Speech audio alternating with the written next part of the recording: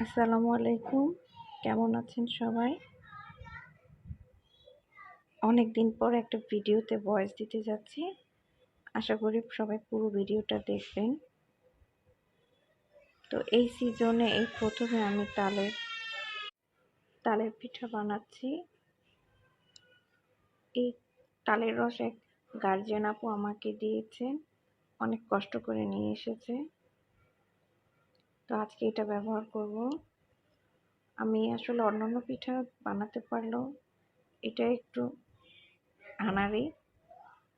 তো যাই হোক, তো আমি একটা বাটিতে প্রয়োজন মতো তালের রস নিয়ে নিচ্ছি। আপুটা এই তালের রস নেওয়ার ক্ষেত্রে কোনো পানি ব্যবহার করেনি, এজন্য অনেক ঘন তালের রস। আমিও আজকে পিঠায় কোনো পানি ব্যবহার করব না। আমি প্রয়োজন মতো তালের রস নিয়ে নিব, একটু বেশি করেই নিব, আর এর সাথে লিকুইড দুধ ব্যবহার করব।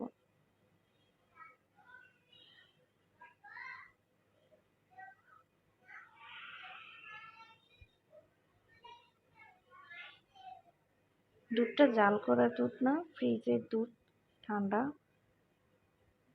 আমি প্রথমে অল্প করে দিব, এরপর যদি লাগে তাহলে একটু বাড়িয়ে দেব।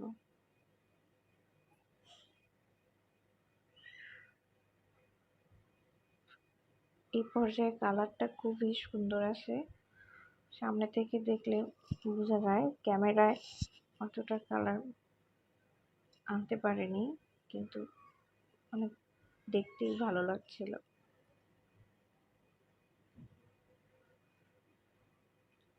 এরপর ব্যবহার করব আমি আটা, কিন্তু আমি যতটুকু জানি এক্ষেত্রে চালের গুঁড়া ব্যবহার করলে টেস্টটা ভালো আসে, কিন্তু আমার কাছে এখন না থাকায় আমি আটা ব্যবহার করছি।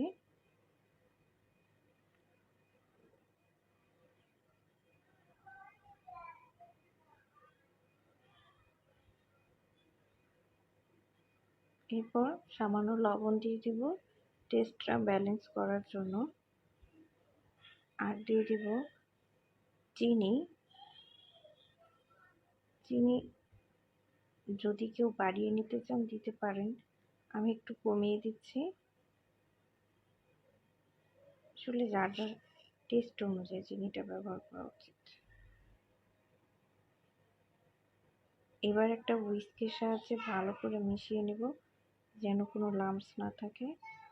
আর দিয়ে দিব কিছু কালো জিরা ফ্লেভারের জন্য। আমার একটা ঘন ব্যাটার হয়েছে। এবার একটা চা চামচের সাহায্যে তেলের মধ্যে একটু একটু করে দিয়ে গরম তেলে এগুলোকে বড়া আকারে ভেজে নেব।